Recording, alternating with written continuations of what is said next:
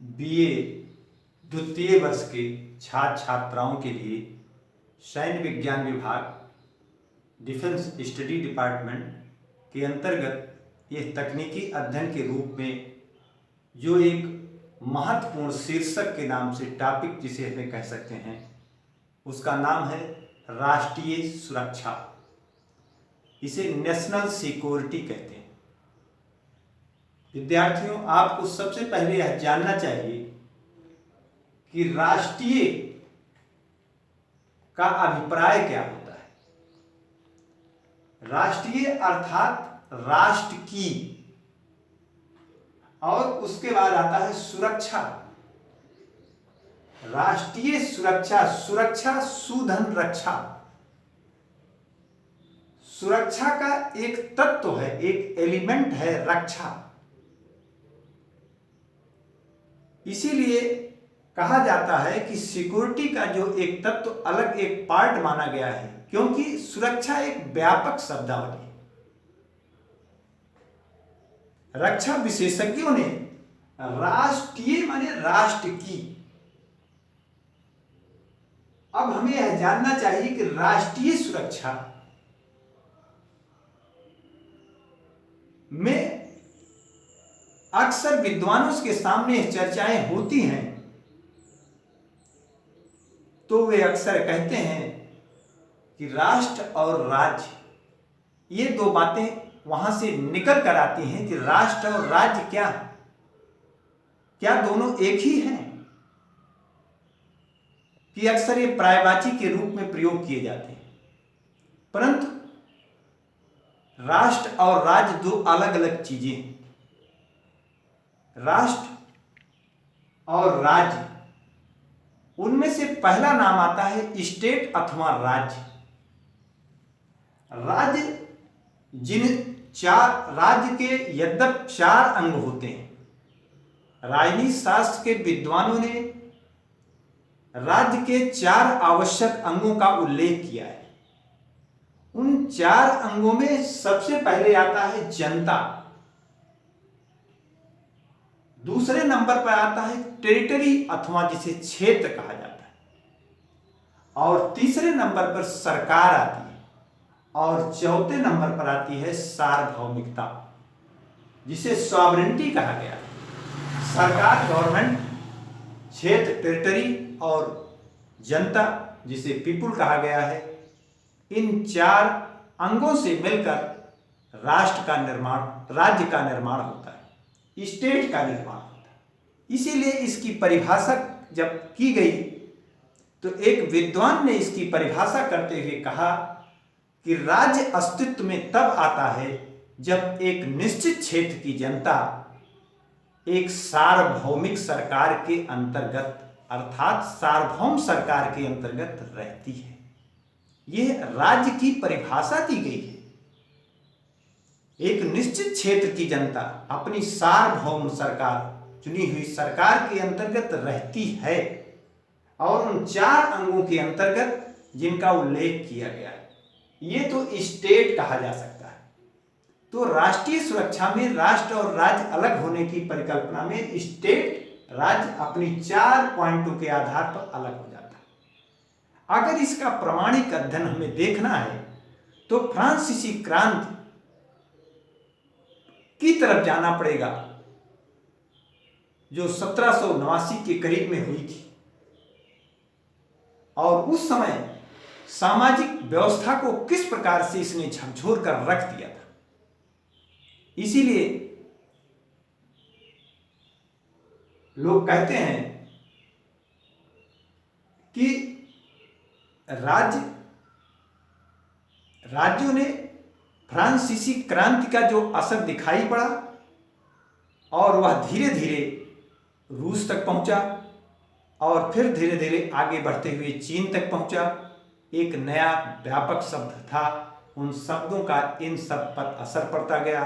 तो फ्रांसीसी क्रांति एक स्टेट की जो व्यवस्था दिया, एक हमें दिखाया, और उस सब को आगे बढ़ने तक हमें यह जान लेना चाहिए कि ये 4 अंगों से मिलकर राज्य का निर्माण होता है। फिर आता है राष्ट्र। राष्ट्र क्या है? राष्ट्र की सुरक्षा, आप इस चीज को समझते हैं। और राष्ट्र राज्य से अलग है। राज्य एक निर्जातीय, एक उभयनिष्ठ संस्कृति, एक जात, एक जैसे संस्थान। तो इस तरह से राष्ट्र और राज्य एक जैसी संस्कृति और सभ्यता नहीं रखते। उनकी एक, और अगर सीधे शब्दों में कहा जाए तो राष्ट्र वह है जिस देश में एक जैसे संस्थान हो, एक निर्जातीयता हो, एक जैसी संस्कृति हो और उसमें उभयनिष्ठ संस्कृति हो, कॉमन हो।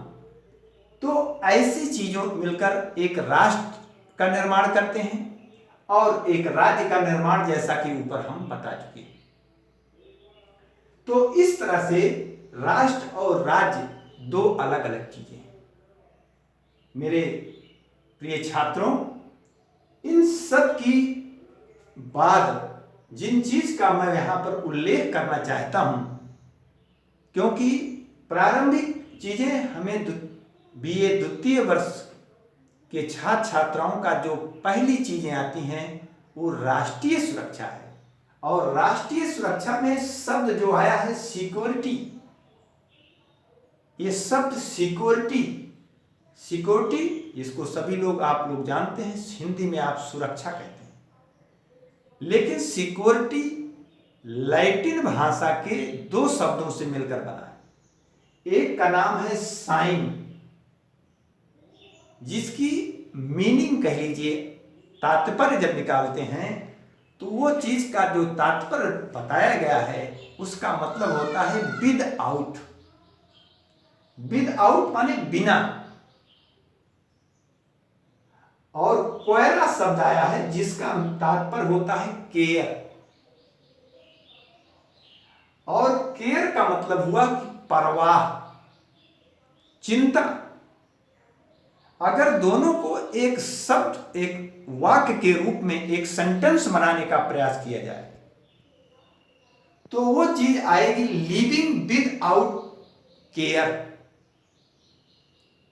लिविंग विद आउट केयर कहने का तात्पर्य, यदि राष्ट्र बिना चिंता किए हुए जिए तो वह राष्ट्र सुरक्षित है, अन्यथा वह राष्ट्र असुरक्षित माना जाएगा।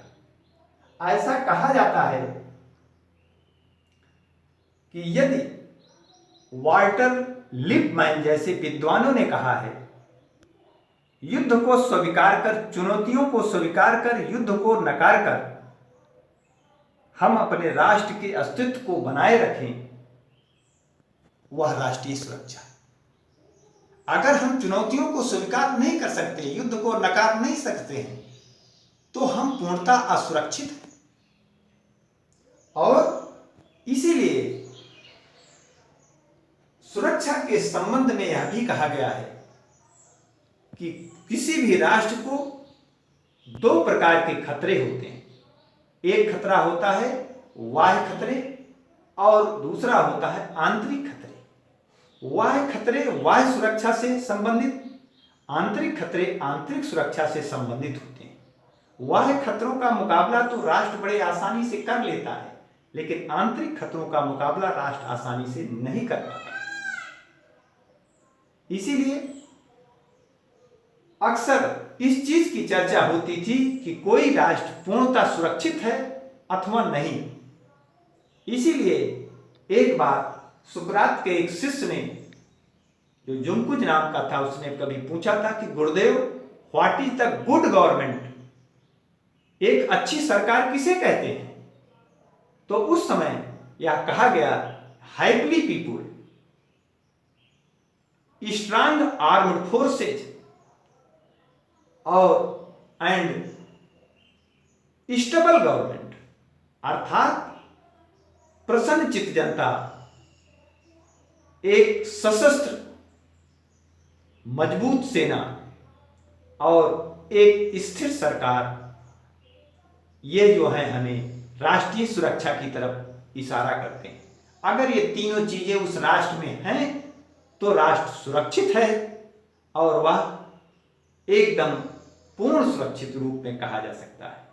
तो वह इसीलिए किसी भी देश की जनता को, लेकिन अब ऐसा 21वीं सदी में यह चीज परिलक्षित हो रही है, कभी कभी राष्ट्र और राज्य अपनी अस्तित्व की तरफ खो रहे हैं, तमाम छोटे छोटे भागों में टूटने की स्थिति में आ गए।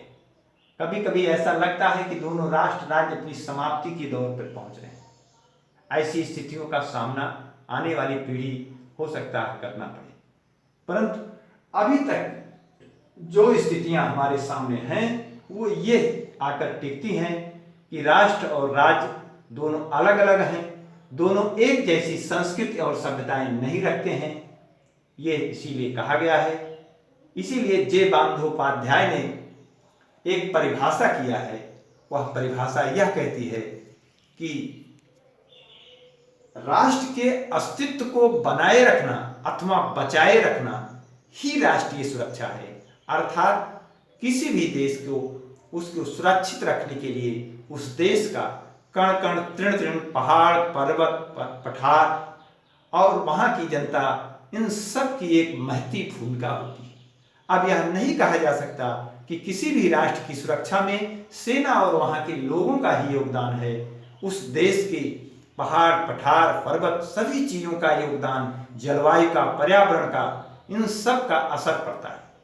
इसीलिए विद्वानों ने इस तरफ भी इशारा किया है कि आज के वर्तमान परिवेश में, तकनीकी व्यवस्था में कुछ भी संभव हो सकता है।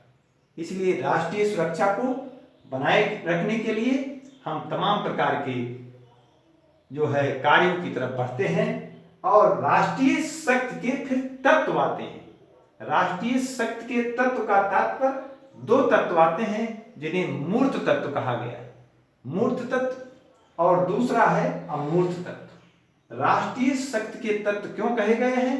क्योंकि दुनिया का कोई भी राष्ट्र और राज्य शक्तिशाली तभी हो सकता है जब वह ये सारे तत्व उनमें से उसके यहां उपलब्ध हो।